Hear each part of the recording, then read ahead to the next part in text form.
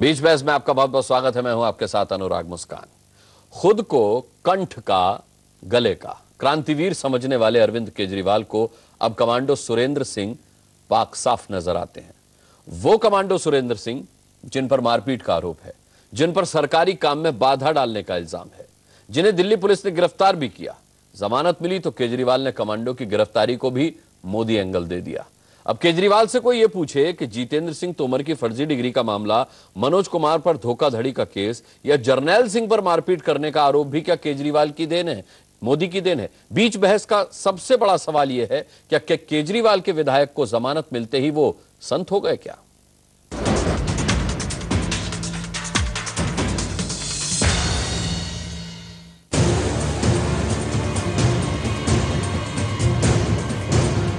विधायक कमांडो सुरेंद्र को जमानत क्या मिली कि दिल्ली के मुख्यमंत्री अरविंद केजरीवाल के तेवर तल्ख हो गए। कमांडो सुरेंद्र की आड़ में केजरीवाल एक बार फिर पीएम पर हमलावर हो गए। केजरीवाल ने ट्वीट किया कि मोदी सरकार ने कमांडो सुरेंद्र सिंह को गिरफ्तार कराया, 24 घंटे से भी कम समय में उन्हें जमानत मिल गई। आखिर मोदी जी चाहते क्या है?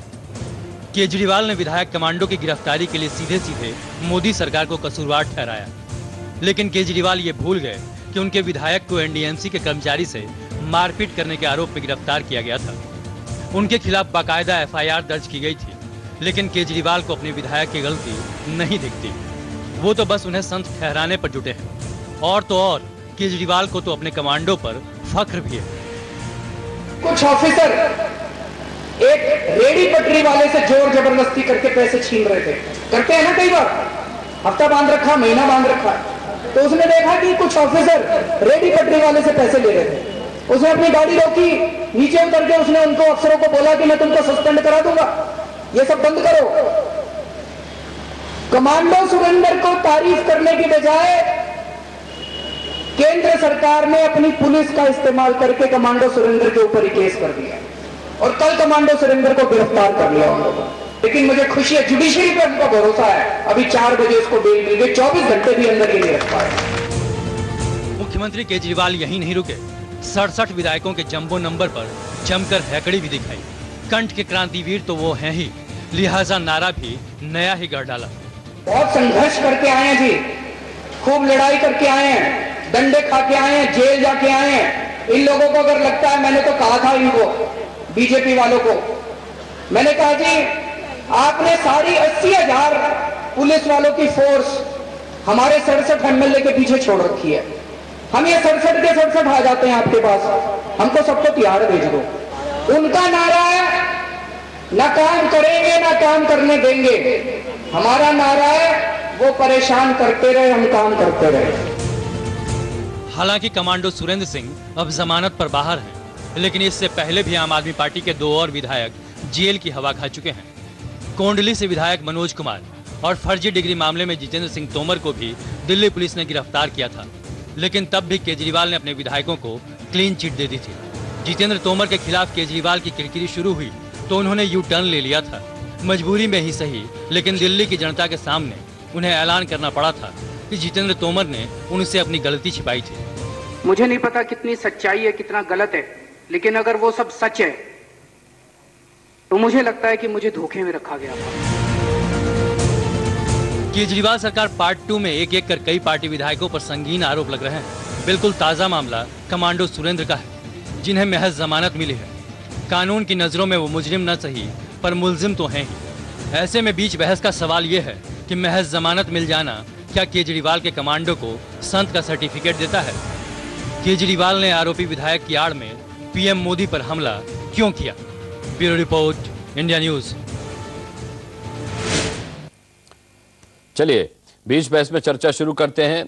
दिल्ली बीजेपी के स्पोक्स पर्सन राजीव बब्बर हमारे साथ इस चर्चा में शामिल होंगे। कांग्रेस के स्पोक्स पर्सन आलोक शर्मा हमारे साथ इस डिबेट का हिस्सा होंगे और साथ ही आम आदमी पार्टी के स्पोक्स पर्सन नितिन त्यागी हमारे साथ जुड़ चुके हैं। अभी इस वक्त वो फोन लाइन पर जुड़े हैं, कुछ ही देर में वो हमें साक्षात भी दिखने लगेंगे। सबसे पहले नितिन त्यागी, मैं आप ही से पूछना चाहूंगा कि अगर जमानत मिल गई तो जमानत का मतलब क्लीन चिट नहीं होता, ये तो आप सुधीजनों को पता होगा। आपने सुना होगा कि कोर्ट ने इसमें कहा है कि the case is actuated bye political vendetta. अगर इसका मतलब समझें तो एक बदला लेने की तरीके से इसमें कमांडो सुरेंद्र को फंसाने की कोशिश की गई, इसको आप पूरा का पूरा सोचें और समझें। एक गरीब इंसान की अगर किसी में भी थोड़ी सी इंसानियत बची हो तो वो शायद किसी भी गरीब आदमी को परेशान होने से रोकने की कोशिश करेगा। वो कमांडो सुरेंद्र ने किया, उस पर हमको नाज है, हम सबको नाज है कमांडो सुरेंद्र के ऊपर। और हम लोग जिस लड़ाई को लड़ते आए हैं, एक बार नहीं 100 बार इस तरीके से डराने की कोशिश की जाएगी, उसके बावजूद भी हम हमेशा गरीब असहाय लोगों की सहायता करते रहेंगे। चले नितिन त्यागी, कमांडो सुरेंद्र पर आपको नाज है और आप ऐसे कमांडोज का हौसला अफजाई करते रहेंगे, लेकिन मैं ये भी पूछना चाहूंगा कि जितेंद्र सिंह तोमर पर भी नाज है क्या, मनोज कुमार पर भी नाज है क्या, जर्नैल सिंह पर भी नाज है क्या? सुरेंद्र अपनी जान पे खेल रहा था। अरे छोड़ दीजिए जानवान, जब कारगिल में लड़ रहा था तब कोई नहीं उंगली उठा रहा था। हाँ ठीक है, मेरा दूसरे सवाल पर आ जाइए। कमांडो सुरेंद्र की मैंने वीर गाथा सुनाने के लिए नहीं कहा है आपसे, आप दूसरे सवाल पर आइए।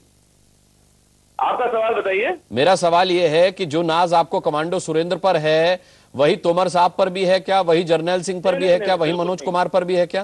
जर्नैल सिंह, देखिए जर्नैल सिंह में भी इसी तरीके से जर्नैल सिंह को भी फंसाया गया, मारपीट का आरोप जबरदस्ती लगाया गया। पर जहां तक जितेंद्र तोमर का सवाल है, बिल्कुल नाज नहीं है और बहुत जो है गलत और बहुत ही जो है ठगा हुआ सा महसूस किया हम सब ने, पूरे के पूरी पार्टी ने महसूस किया। जिस तरीके से उनकी डिग्री फर्जी निकली, जितना विश्वास एक दूसरे के ऊपर हम लोग करके चलते हैं, कभी ऐसा विश्वास टूटता है तो हाँ विश्वासघात महसूस होता है। साफ सीधे शब्दों में अरविंद जी ने कहा कि ये धोखा हुआ उनके साथ में और हम भी इसी चीज को मानते हैं और इसी पे कायम। ठीक है, मैं लौटूंगा नितिन त्यागी जी आपके पास। राजीव बब्बर जी, अनुराग जी हम कम से कम मानते हैं जी, पर बाकी लोग मानते क्यों नहीं है? हाँ। ये ललित गेट इतना बड़ा हो गया, व्यापम इतना बड़ा हो रहा है, यहाँ पे कहीं पे 11 करोड़ रुपए वसुंधरा राजे जी के बेटे के उसमें आ जाते हैं। ये लोग मानते क्यों नहीं है? सही सवाल है आपका कि मानते क्यों नहीं है। चलिए, लेकिन आज डिबेट मेरी इस अहम मुद्दे पर है जिस पर हम चर्चा के लिए बैठे हैं, तो राजीव बब्बर से मैं जरूर पूछना चाहूंगा। राजीव बब्बर साहब, कमांडो सुरेंद्र को जमानत मिलने के बाद कोर्ट की उस टिप्पणी का हवाला दे रहे हैं नितिन त्यागी, जिसमें उन्होंने कहा है कि भाई ये राजनीतिक साजिश के लिए किया गया काम लगता है। देखिए, ऐसा है कि मुझे तो बहुत आश्चर्य हो रहा है कि किसी दलित के साथ बदसलूकी होगी और उसके साथ गलत काम होगा और उस पे इनको अपने विधायक पे गर्व हो रहा है। मुझे ये समझ में नहीं आ रहा है इनको विधायक पे गर्व क्या हो रहा है। वो कोई कारगिल की लड़ाई जीत कर नहीं आए हैं आज। इनको पता होना चाहिए कि दलित को जिस तरीके से उन्होंने किया है उसके ऊपर उनको पकड़ा था और उसके कारण से कोर्ट ने जो भी कहा वो हुआ। तो इनको गर्व क्यों हो रहा है, मुझे एक चीज ये समझ में नहीं आ रही है। दूसरी बात जो आपने कही, देखिए ऐसा है कि यहाँ दिल्ली में आज जो समस्या है बड़ी, उस समस्या से डीफोकस करने के लिए जहां जिस बहस को आपने मुद्दा बनाया है, केजरीवाल साहब जो है वो नया बात मोदी जी पर करते हैं। यहाँ दिल्ली में आज 50 रुपए महंगा यानी 70-80 रुपए का प्याज बिक रहा है और इनकी गलती से बिक रहा है और दिल्ली की जनता जो है, गरीब जनता तड़प रही है, इनका ध्यान उस पर नहीं है। लेकिन ये कमांडर, अरे तो इन्होंने तो सस्ता प्याज बेच तो रहे हैं, ट्वीट कर रहे हैं, केजरीवाल सरकार सस्ता प्याज बेच तो रही है बब्बर साहब।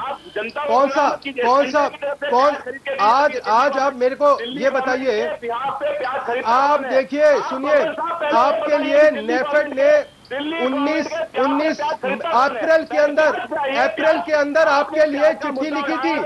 अप्रैल अब मैं यही कह रहा हूं आपसे, मैं इसलिए उसी पे कह रहा हूं, पहले उसी को निपटाते हैं। आपने सही कहा कि अप्रैल में आपको कहा कि आपको सस्ता प्याज मिल सकता है। आपने प्याज पर वैसे चर्चा नहीं है आज। आपने क्यों दिल्ली में आप बाजार में गए हैं? चलिए, प्याज पर रुपए में प्याज बिक रहा है आपके अनुराग जी, मुद्दे पर चर्चा नहीं रहेगा। आलोक शर्मा का रुख करूंगा। आलोक शर्मा जी, क्या आपको लगता है कि विधायक को जमानत मिल गई तो वो संत हो गया? केजरीवाल के वक्तव्य से तो ये लगता है। नहीं, देखिए संत तो हैं, ये सारी संतों की टोली है।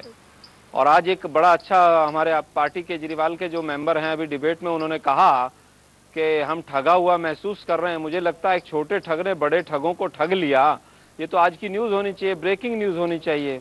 आप कहते हैं कि जितेंद्र तोमर की डिग्री मैंने चेक कर लिया, आरटीआई भी देख लिया है, लेकिन जब वो हौज-खास थाने में बंद हो गए, पहली बार ऐसा मौका आया होगा कि मंत्री जो है वो थाने के अंदर बंद हो गया, उसके बाद उसका इस्तीफा लिया गया हो। तो ऐसे संत हैं इनके। एक दलित के साथ आप मारपीट करते हैं विधायक होके, उसके बाद आप कह रहे हैं कि हम गौरवान्वित महसूस कर रहे हैं कि हमने बहुत बड़ा काम किया है। कारगिल छोड़िए, हमने तो चीन ही जो है जीत के फतेह करके और केजरीवाल साहब के कदमों में डाल दिया है। आज प्याज के दाम छोड़िए, तमाम तरह की समस्याएं जिस तरह से मुंह फाड़े खड़ी है दिल्ली के अंदर, आप हर चीज को किस तरह से, अभी आपने वो अलका लांबा वाला केस देखा था, उसमें किस तरह से इनके कार्यकर्ता जाकर मशीनों को फेंक रहे हैं और पट्टी बांधकर तमाम तरह के मीडिया शो करवा दिए और उसके खिलाफ, उनके बाद फिर उनके खिलाफ FIR हो गई। पॉलिटिकल वेंडेटा अगर होगा तो क्या 24-25 MLAs के खिलाफ 50 से ज्यादा केस हो गए, वो सारे के सारे पॉलिटिकल वेंडेटा के तहत हैं क्या? अगर आप इतना ही कहते हैं पॉलिटिकल वेंडेटा हुआ है तो आप बताइए ना कि जिसके साथ, नितिन जी आप मुझे केवल ये बता दीजिए, जनता को गुमराह बीजेपी के या कांग्रेस के जिस भी व्यक्ति ने पॉलिटिकल राइवलरी आपसे ली है, आप उसके खिलाफ केस कर दीजिए। आप लोग तो लुटेरों की फौज बनाए हुए साथ में घूम रहे हैं। आप लोगों के आप मुद्दे को डाइवर्ट मत कीजिए। मुझे आप केवल ये बता दीजिए। त्यागी जी, अभी तो RTI का जवाब आया है जिसमें ये पता चला है। अरे बाबा, आप मुझे त्यागी जी बता दीजिए, वो लोकपाल कहाँ है आपका? वो आपने अरेस्ट 400 से ज्यादा लोकपाल के ऑफिस में एप्लीकेशन पेंडिंग पड़ी हुई है। आपके सारे विधायक अंदर हो जाएंगे, जेल में चले जाएंगे। जनता को गुमराह कर रहा है, बताइए ना। यहाँ की मंत्री, कैबिनेट मंत्री गुजरात की माया कोदनानी सब जानते हैं। अरे कहाँ पहुंच गए आप गुजरात? नितिन त्यागी जी दिल्ली में ही रहते हैं। नितिन त्यागी दिल्ली में ही रहते हैं। नितिन त्यागी जी, मैं आपसे एक सवाल ये जरूर पूछना चाहूंगा। नहीं, सुनिए, आप अभी अपने कमांडो सुरेंद्र का महिमा मंडन कर रहे थे, वीर योद्धा उन्हें बता रहे थे आप। क्या आप कमांडो सुरेंद्र को इस बात का दोषी नहीं पाते कि उन्होंने कानून की मदद लेने के बजाय अपनी विधायकी का रौब झाड़ा, मारपीट की? भाई साहब, उन्होंने मारपीट नहीं करी।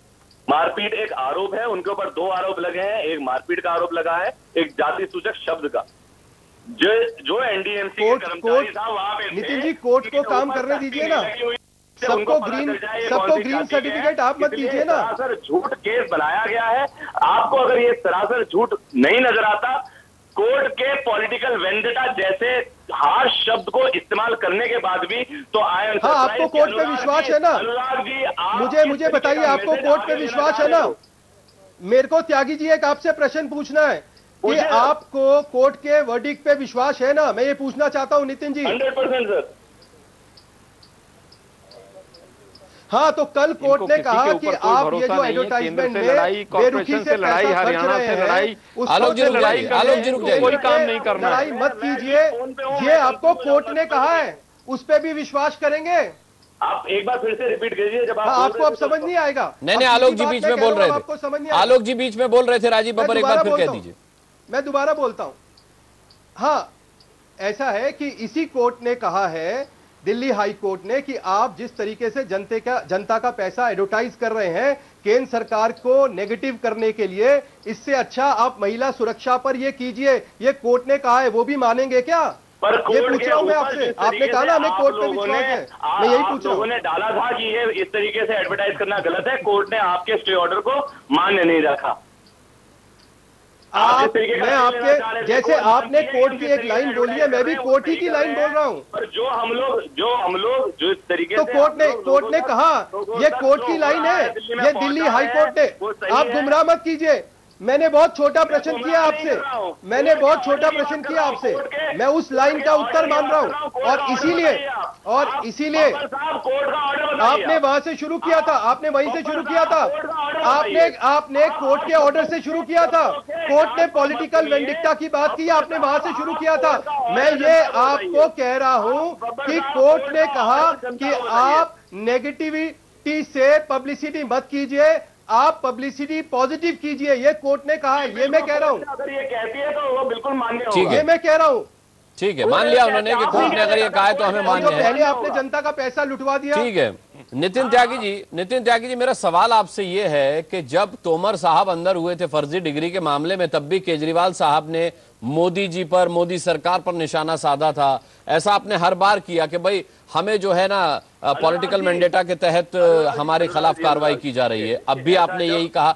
हर मुद्दे पर मोदी जी पर निशाना क्यों साधते हैं आप, जबकि अभी आपने कहा कि तोमर मामले पे आपको बेहद अफसोस है, आप शर्मिंदा हैं? आज की तारीख में दिल्ली पुलिस जिस तरीके से एक्ट कर रही है, दिल्ली पुलिस के जो सीनियर ऑफिसर्स हैं वो लोग एक राज्य मंत्री की तरह से, एक पॉलिटिकल लीडर की तरह से बयान देते हैं कि दिल्ली पुलिस को किसके अंडर होना चाहिए, किसके अंडर नहीं होना चाहिए। ये तो कैबिनेट तय करेगी, ये संसद तय करेगा, ये दिल्ली पुलिस के वो अधिकारी थोड़ी तय करेंगे।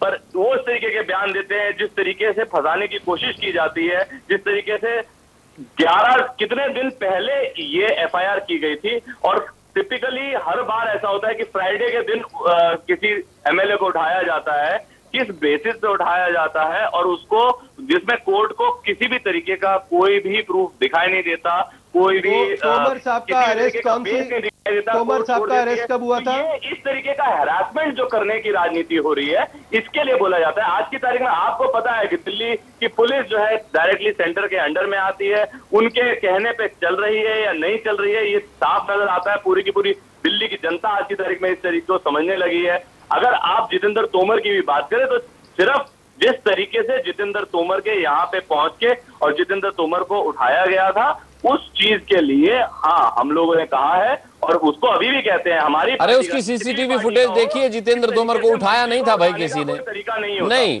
नितिन त्यागी जी, उसकी सीसीटीवी फुटेज हम देख चुके हैं। जितेंद्र तोमर को पुलिस अपने साथ लेकर गई। आप अभी तक कह रहे हैं उठाया उठाया, केजरीवाल ने भी कहा उठाया उठाया। किसने उठाया, कहाँ उठाया? इस तरीके के शब्दों से आप लोग क्यों खेलते हैं? नहीं, सेंसेशन क्रिएट करने की कोशिश मत कीजिए। जितेंद्र तोमर को उठाया, किसी ने नहीं उठाया। उसकी सीसीटीवी फुटेज हम लोग देख चुके हैं। लेकिन बब्बर साहब ये जो हरासमेंट का आरोप लगा रहे हैं, बब्बर साहब ये जो हरासमेंट का आरोप लगा रहे हैं कि वो निर्दोष है, नहीं, बब्बर साहब ये जो हरासमेंट का आरोप लगा रहे हैं, ये इस पर आप क्या कहना चाहेंगे कि दिल्ली पुलिस गृह मंत्रालय के आदेश पर हरस करती है इनके लोगों को?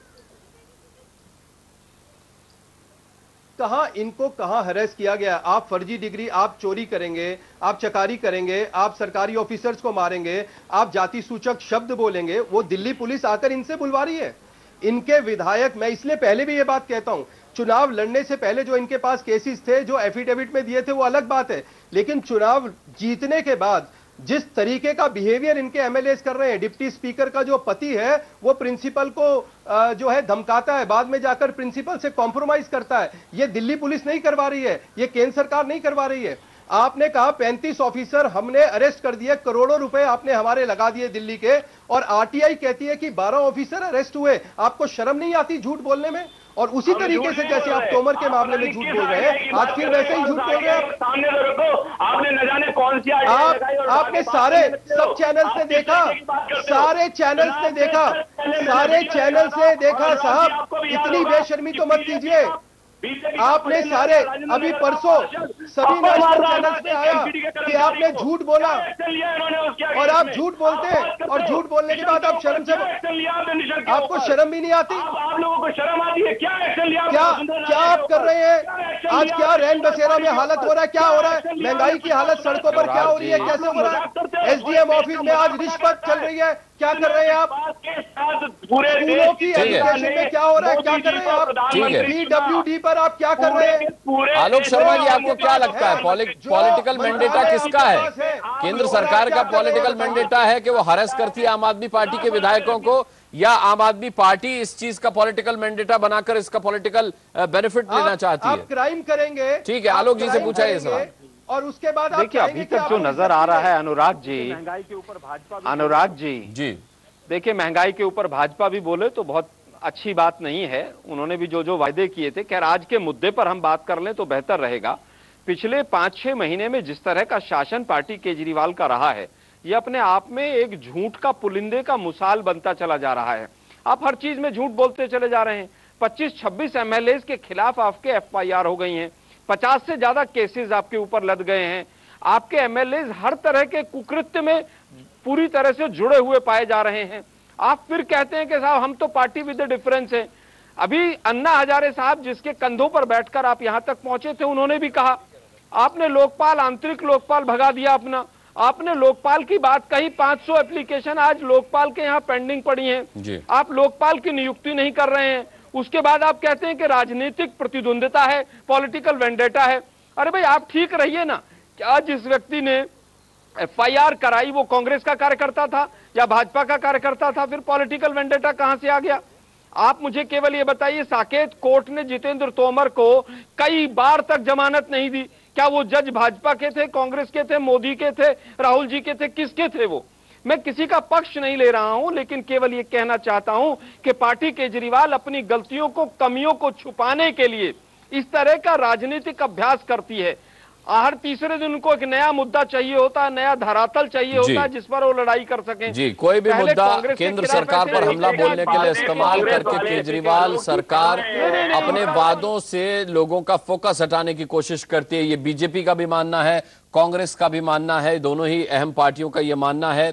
जबकि साफ तौर पर चाहे किसी भी विधायक पर गाज गिरी हो, आम आदमी पार्टी के निशाना मोदी पर साधा गया। हालांकि साफ सीधी बात है, तोमर साहब के मामले में आम आदमी पार्टी शर्मिंदा है, ये उनके प्रवक्ता ने अभी माना, लेकिन उस वक्त भी मोदी सरकार पर इसका ठीकरा फोड़ा गया था। बहरहाल हम सभी का बहुत बहुत धन्यवाद करना चाहेंगे बीच बहस में शामिल होने के लिए। बीच बहस में इसी के साथ इतना ही। वक्त एक छोटे से ब्रेक का है।